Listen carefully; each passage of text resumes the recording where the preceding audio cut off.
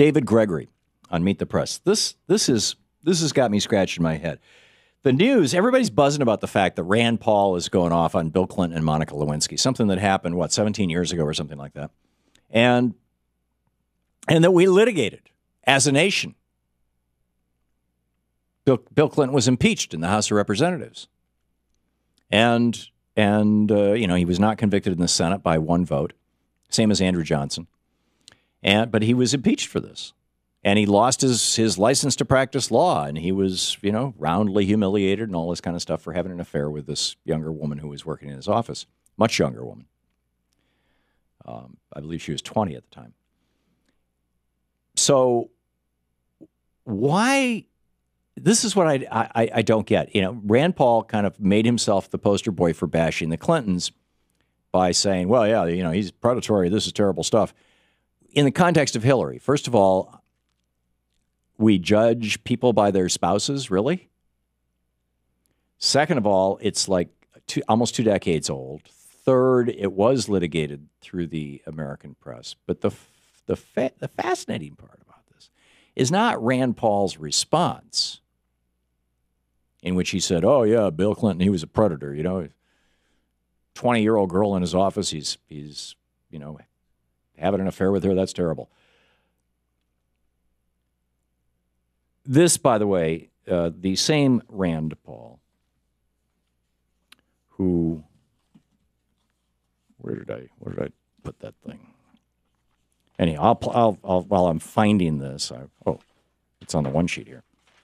In 1983, if we want to go back in time, step into the Wayback Machine with us, right? Excuse me. This is Amy Davidson writing this, who is Aqua Buddha. Rand Paul went to Baylor, which is a Christian school down in Texas, college. And he and a nosy, that was his fraternity. He and a fraternity brother paid a visit to a female student who was one of Paul's teammates on the Baylor swim team, according to this woman who requested anonymity because of her current job as a clinical psychologist. Quote, he and Randy, that would be Rand Paul, came to my house, they knocked on my door, and then they blindfolded me, tied me up, and put me in their car. They took me to their apartment and tried to force me to take bong hits. They'd been smoking pot. After the woman refused to smoke with them, Paul and his friend put her back in their car and drove to the countryside outside of Waco, where they stopped near a creek. Quote, they told me their god was Aqua Buddha and that I needed to bow down and worship him, the woman recalls. They blindfolded me and made me bow down to Aqua Buddha in the creek. I had to say, I worship you, Aqua Buddha. I worship you. At Baylor, she adds, there were people actively going around trying to save you, and we all had to go to the chapel. So worshiping idols was a big no-no. Nearly 30 years later, the woman says, the whole thing was kind of sadistic. They were messing with my mind. Yeah. So why, given that history that Rand Paul has, which is a little odd, and then Bill Clinton, we all know his odd history. Why does David Gregory ask this question? Kelly, the wife of Senator Rand Paul, practically cuts him off to say that Bill Clinton's relationship with Monica Lewinsky should complicate his return to the White House, even as first spouse. I would say his behavior was predatory, offensive to women, she tells me. Are these issues something that you really think will be fair game and an appropriate part of a campaign should she be the nominee? And, Rand Paul, and I think most politicians in America would say no. I think most Americans would say no, but Rand Paul, no, he answered yes. It is fair game and it is a terrible thing, and Bill Clinton, and let's beat up on Bill Clinton. Say what you want, think whatever.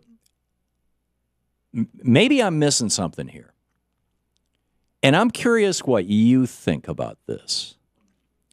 Bill Clinton was behaving like a dog in heat. He was behaving badly in the White House.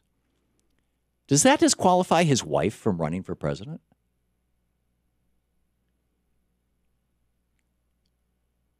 Should this be part of the political dialogue and discussion?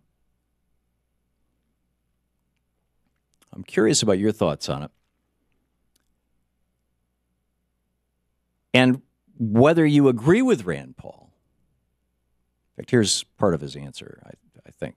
Well, the Democrats, one of their big issues is they've concocted and says Republicans are committing a war on women. One of the workplace laws and rules that I think are good is that bosses shouldn't prey on young interns in their office. And I think really the media seems to have given President Clinton a pass on this. He took advantage of a girl that was 20 years old and an intern in his office. There is no excuse for that, and that is predatory behavior, and it should be something we shouldn't want to associate with people who would take advantage of a young girl in his office. This isn't having an affair. So, this is Rand Paul's take on this. Here is yours. We'll be back. It's 28 minutes past the hour.